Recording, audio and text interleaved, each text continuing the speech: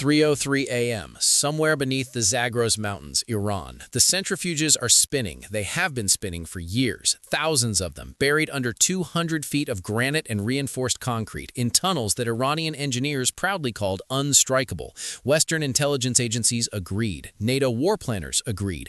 Every military simulation run in the last decade reached the same conclusion: nobody can touch them. They were wrong. And in the next 11 minutes, the Islamic Republic of Iran is about to discover exactly how wrong they were. Not from a declaration of war, not from a diplomatic ultimatum, but from a 30,000-pound steel fist dropping silently from the stratosphere at nearly 800 miles per hour.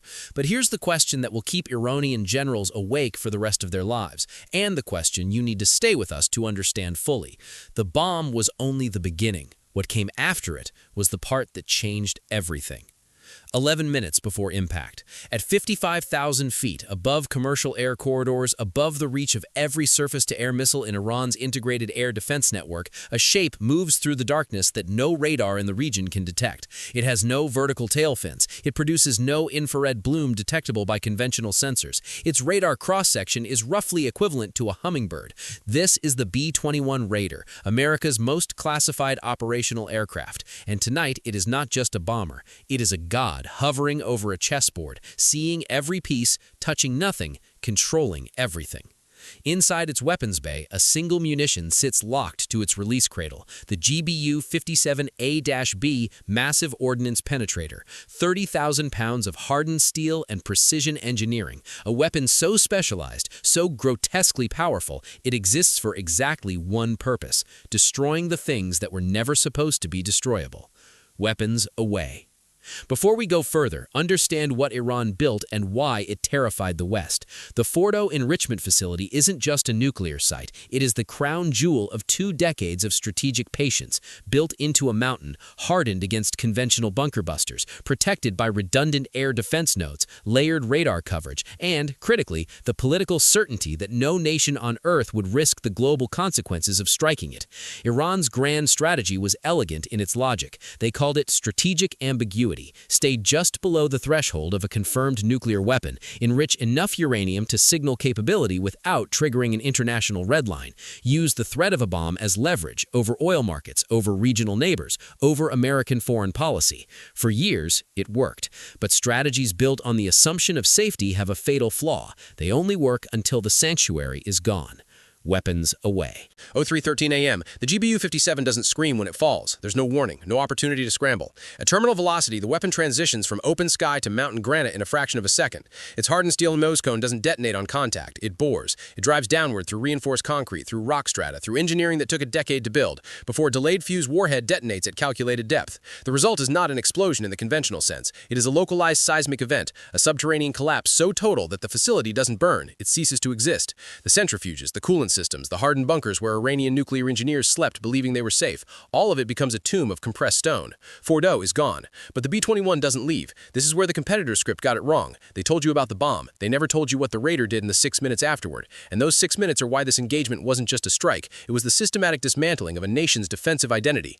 Using its active electronically scanned array radar, the B-21 begins what targeting officers call battlefield shaping. Within 6 minutes of the strike, it has cataloged every active IRGC surface-to-air site within a 200-mile radius, every radar emission, every missile battery, every command node still trying to figure out what just hit the mountain. Those coordinates are encrypted and transmitted via hardened satellite link directly to 4 F-35C Lightning IIs orbiting silently over the Persian Gulf. In the time it takes to brew coffee, the entire Iranian northern air defense architecture has been rendered into a targeting list. Now comes the response, and it is terrifying. 02:15 a.m., Strait of Hormuz, surface. The IRGC Navy cannot hit what it cannot see, so it strikes what it can.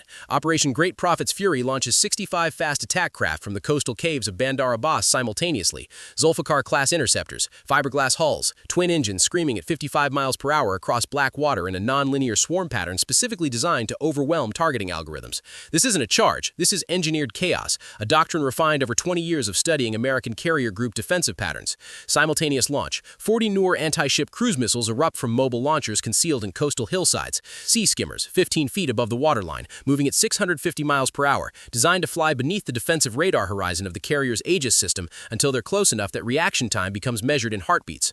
The Iranian commander isn't reckless. He is brilliant in his brutality. He knows he cannot sink the Ford. He needs only one impact on the flight deck, one viral image, One moment that tells the world, America bleeds. Impact in 82 seconds.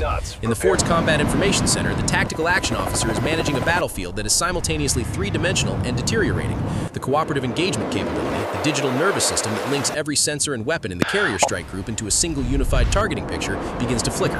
Iranian electronic warfare drones, the Qarar EDW variant. They found a harmonic vulnerability in the sensor data handoff between the escort destroyers and the carrier. For 120 seconds, the USS Gerald R is functionally blind.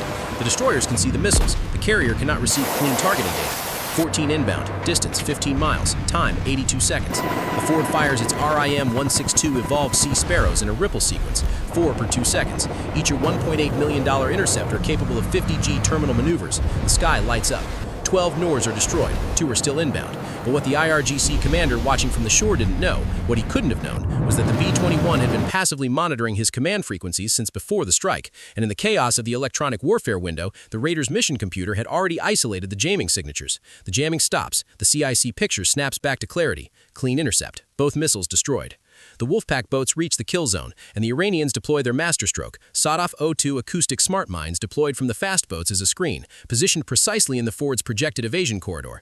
These aren't dumb weapons, they're microprocessor-controlled. They listen for the specific cavitation signature of the Ford's 4 bronze propellers. They don't need contact, they just need the carrier to move into their geometry. The Ford is boxed. Continue the turn, hit the mines. Stop, become a stationary target. The IRGC commander allows himself one moment of satisfaction. He believes, for exactly 40 seconds, that he has achieved the impossible. Then the water erupts, but not beneath the Ford. The B-21 had been listening to the mine trigger frequencies. In under 10 milliseconds, it identifies the encrypted command handshake between the Iranian Shore Command and the sawed-off network. It doesn't disable them, it reprograms them. Using a forged acoustic command relayed through a nearby U.S. Navy UUV, the American system issues one instruction to the Iranian mines in their own language: new target. 6 underwater detonations tear through the lead Iranian fast attack boats. The shockwaves shatter fiberglass hulls for 100 meters in every direction. The minefield the IRGC designed as America's coffin becomes their own massacre. The Ford regains its full tactical picture. The USS Winston Churchill fires SM-6 interceptors that hunt Iranian coastal launchers at 2,600 miles per hour. AGM-158 LRASMs, autonomous, AI-guided, impossible to decoy, eliminate 4 command boats with surgical permanence. Tomahawks, terrain hugging at 550 miles per hour, erase the coastal staging bunkers from the map. By 4:30 a.m., the Persian Gulf surface is silent except for burning debris and the sound of the Ford's catapults launching dawn patrol. Here's what the IRGC lost in one morning: a generational investment in asymmetric naval doctrine, 15% of their total cruise missile inventory, 3 command centers, their primary nuclear enrichment capability, and, most critically, the strategic myth that had protected them for 2 decades, the belief that American military power had limits they could hide behind. It doesn't.